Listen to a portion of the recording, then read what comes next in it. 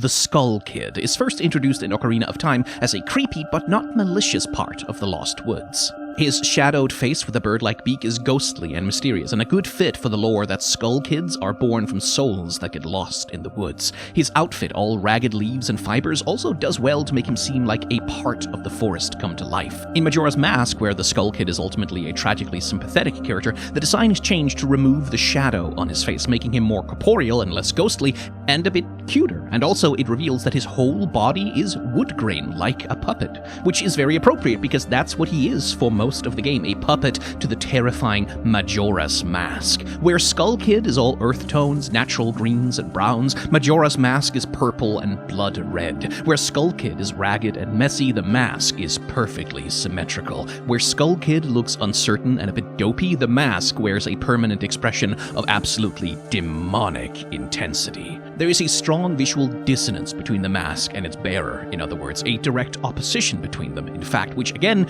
goes back to some of the themes that Majora's Mask is exploring with its masks. There's a lot in there about identity and self-understanding and the different personalities that we put on in order to cope with grief and loneliness, and the ways that we can cover up our inner humanity by putting on these false fronts that reject the world around us. All of this is to say that Majora's Mask Skull Kid is genuinely brilliant character design and one of the best villain designs in all of gaming. And I am not being hyperbolic. Now, a Skull Kid also appears in Twilight Princess, where, somewhat disconcertingly, it has the eyes of Majora's Mask and a face which looks rather like the moon of Termina. These features are probably supposed to be Easter eggs more than they are meaningful, but still, oh boy, that is really creepy.